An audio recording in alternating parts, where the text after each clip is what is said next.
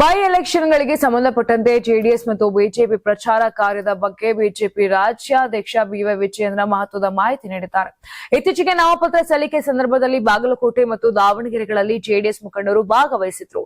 ತಾವು ಮಾಜಿ ಮುಖ್ಯಮಂತ್ರಿ ಎಚ್.ಡಿ. ಕುಮಾರಸ್ವಾಮಿ ಅವರೊಂದಿಗೆ ದೂರವಾಣಿಯಲ್ಲಿ ಮಾತನಾಡಿದ್ದು, ಕುಮಾರಸ್ವಾಮಿ ಅವರು ಪ್ರಚಾರಕ್ಕಾಗಿ ಸಮಯ ನೀಡುವುದಾಗಿ ಭರವಸೆ ನೀಡಿದ್ದಾರೆ ಅಂತ ವಿಜಯೇಂದ್ರ ದೃಢಪಡಿಸಿದ್ದಾರೆ.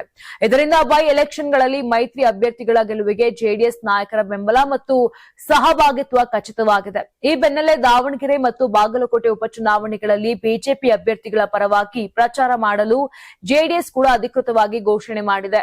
ತನ್ನ ಮೈತ್ರಿ ಪಾಲುದಾರರ ಪರವಾಗಿ ಪ್ರಚಾರ ಮಾಡಲು ಕೇಂದ್ರ ಸಚಿವ ಎಚ್.ಡಿ. ಕುಮಾರಸ್ವಾಮಿ ಸೇರಿದಂತೆ 40 ನಾಯಕರ ಪಟ್ಟಿಯನ್ನ ಬಿಡುಗಡೆ ಮಾಡಿದೆ. ಉಪಚುನಾವಣೆಯಲ್ಲಿ ಪ್ರಚಾರ ಮಾಡಲು ಶಾಸಕರಾದ ಎಚ್.ಡಿ. ರೇವಣ್ಣ, ಸುರೇಶ್ ಬಾಬು, ಶರಣಗೌಡ ಕಂದಕೂರ್, ಶಾರದಾ ಪೂರ್ವ ನಾಯ್ಕ್, ಕರೆಮ್ಮ ಜಿ ನಾಯ್ಕ್, ಮಲ್ಲೇಶ್ ಬಾಬು ಎಂಎಲ್ಸಿಗಳಾದ ಎಸ್ಎಲ್ ಭೋಜೇಗೌಡ, ಟಿಎ ಶರವಣ ಮತ್ತು ಯುವ ನಾಯಕ ನಿಖಿಲ್ ಕುಮಾರಸ್ವಾಮಿ ಮುಂತಾದವರು ಇದ್ದಾರೆ.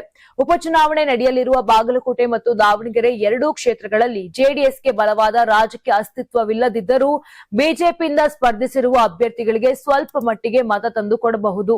2023ರ ಬಾಗಲಕೋಟೆ ವಿಧಾನಸಭಾ ಚುನಾವಣೆಯಲ್ಲಿ ಜೆಡಿಎಸ್ ಅಭ್ಯರ್ಥಿ 3,470 ಮತಗಳನ್ನು ಪಡೆಯುವಲ್ಲಿ ಯಶಸ್ವಿಯಾದರು. ಹಾಗೂ ಕಾಂಗ್ರೆಸ್ನ ಎಚ್.ವೈ. ಮೇಟಿ ವಿರುದ್ಧ ಕೇವಲ 5,878 ಮತಗಳ ಅಂತರದಲ್ಲಿ ಬಿಜೆಪಿಯ ವೀರಣ್ಣ ಚರಂತಿಮಠ ಸೋತಿದ್ದಾರೆ. ಹೀಗಾಗಿ ಜೆಡಿಎಸ್ನ ಬೆಂಬಲದಿಂದ ಈ ಬಾರಿ ಬಿಜೆಪಿ ಅಭ್ಯರ್ಥಿ ಗೆಲ್ಲುವ ಸಾಧ್ಯತೆಯನ್ನ ಕಡೆಗಣಿಸುವಂತಿಲ್ಲ. ನೀವು ಸಣ್ಣ ಆಗ್ಬೇಕಲ್ವಾ? ಅದು ಒಂದು ಉತ್ತಮ ಆಹಾರದಿಂದ ಸಣ್ಣ ಆಗ್ಬೇಕಲ್ವಾ? ಪ್ರತಿದಿನ ನಮ್ಮ ಜೀನಿ ಸ್ಲಿಮ್ ನ ಯೂಸ್ ಮಾಡಿ ಯಾವುದೇ ಸೈಡ್ ಎಫೆಕ್ಟ್ ಇಲ್ದಂಗೆ ನೀವು ಸಣ್ಣ ಆಗ್ತೀರಾ.